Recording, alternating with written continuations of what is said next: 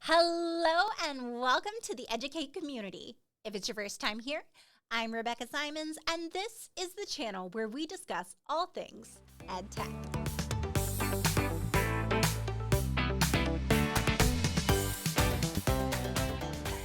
Ever feel like you are constantly juggling a million things at once?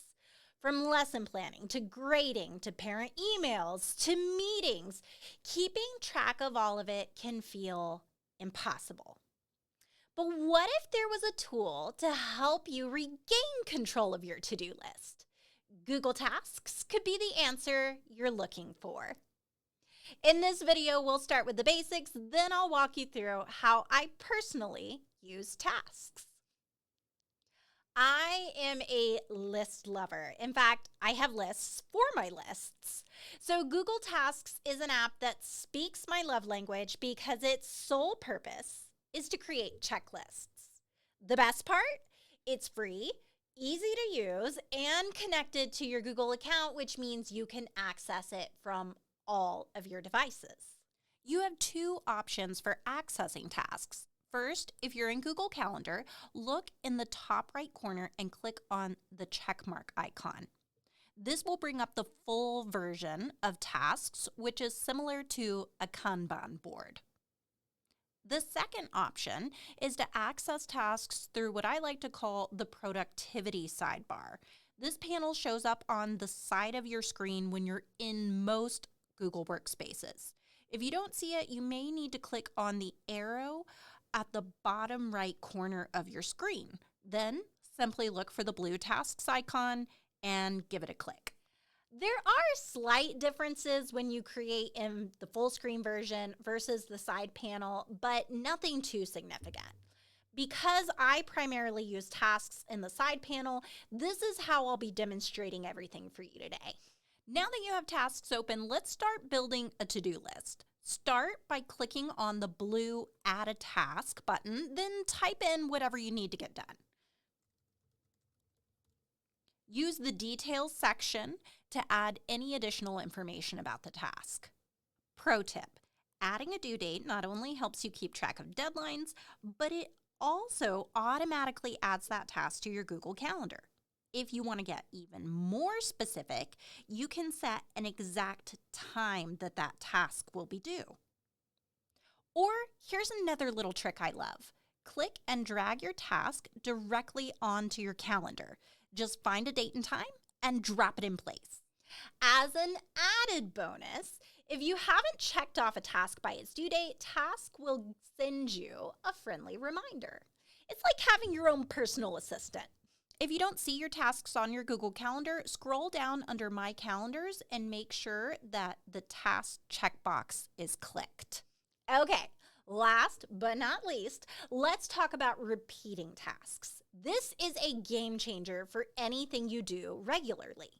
If you check off a repeating task, it will automatically reappear on your list when it's time, making sure you never forget any of your recurring to-dos. To set a task to repeat, click on Date and Time and select Repeat. You can choose when you want it to repeat and for how long.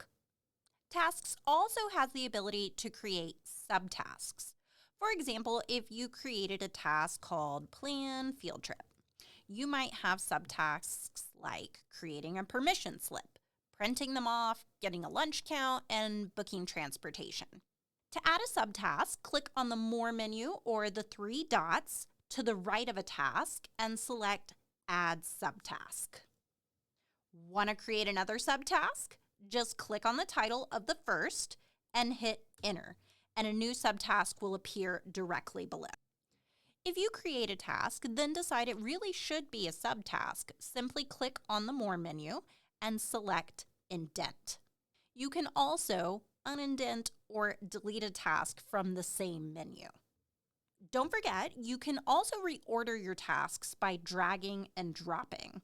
A blue line will appear showing you where the task will be placed when you let go. Finally, when you check off a task, it doesn't disappear forever. It moves down to a section called Completed at the bottom of your list. I like to click here to see everything I've accomplished. If you check something off by mistake, No problem. You can easily mark it as incomplete by clicking the blue check mark or delete it permanently by clicking the trash icon. Google Tasks help you stay organized by allowing you to create multiple lists. I have a list of things that I want to accomplish for each project. Some people have a list of different job responsibilities or by type of task. It's about whatever system makes the most sense to you. To create a new list, click on the drop-down arrow next to your current list and select Create New List. You can then choose what order your lists appear in by simply dragging and dropping. Once you have multiple lists, moving tasks between them is incredibly easy. Just click the More menu next to a task, then choose the list you want to move it to. What if you want to move a task to a list that doesn't exist yet? Well, you can do that from this menu as well. Simply click on the More menu and select New List. Type in the name of the list. We're going to call this Field Trip Planning and say Done. This option will not only create the new list, but it will also automatically move the task to it. So when I click on Field Trip Planning, there are my items. Now let's look at some options for managing your lists. Start by clicking on the More menu next to the Add a Task button, and you'll see options to rename your list, delete it, or even create a printable checklist. You also have the ability to delete all your completed tasks that are stored down at the bottom at once instead of individually. You'll also find sorting options in this menu. You can sort by your own custom order, by due date, or all the tasks you've starred recently. All of my lists, with the exception of my starred list, are sorted by my order. This is what allows me to drag and drop my checklist items into an order that makes sense to me. Next, let's talk about sharing your to-do lists with others. Currently, the only way I know to share a list with others is through the desktop app for Google Tasks Chrome extension. This extension also gives you the ability to view all of your tasks in full screen. Simply click on the More menu next to a list and select Share List. Under the basic plan, which is free, you can share up to 5 lists. However, I'm really hopeful that Google will add a sharing feature to Tasks in the near future. When I first started using Tasks, I struggled to use it productively until I added one key habit, using the starred list. Here's what I do. Every afternoon, I spend about the last 5 to 10 minutes of my day thinking about what I need to or want to accomplish tomorrow. All of these tasks then get starred. The morning is when I'm the most productive due to all that caffeine running through my system. So instead of wasting that time trying to figure out what to work on, I already have my starred list, which acts as a roadmap for my day. I have a few main list categories, one for emails, one for professional development, and one for each of the projects I'm actively working on. In this part, I'm going to walk you through how I like to use them, starting with emails. My inbox used to be where things went to die. I like to save emails so I can reference important information in them. But that meant I had trouble sorting through the emails I actually needed to respond to. My solution? I turn my emails into tasks. Before I leave for the day, I go through my inbox and add any emails I need to respond to my task list. I star the ones I want to tackle first thing in the morning and then add due dates to the rest so I don't forget about them. There are a couple different ways to turn an email into a task. You can either click and drag the email from your inbox directly into tasks, or if you have the email open, you can just click the little tasks icon. Just make sure that you already have the correct list pulled up in tasks. Otherwise, you'll have to manually move these emails to the correct list.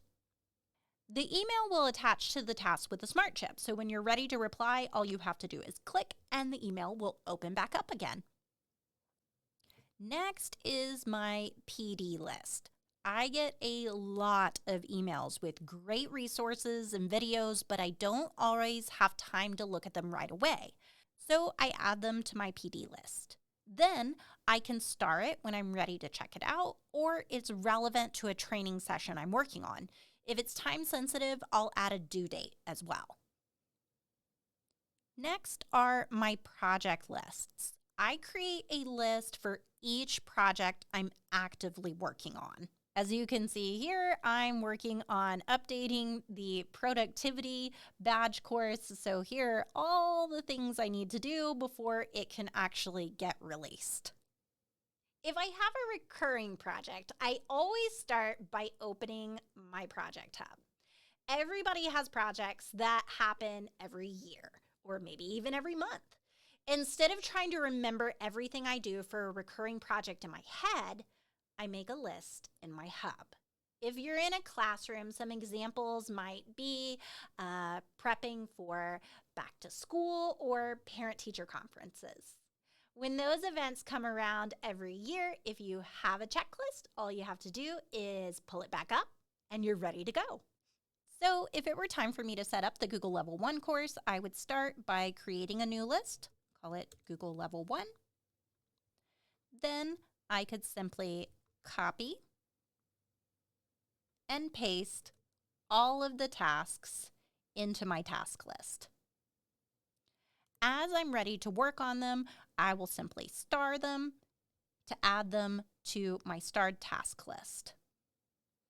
If I make any changes to a recurring project in the task list, I also make sure to update it in my hub checklist so that it's ready to go for the next time. So there you have it.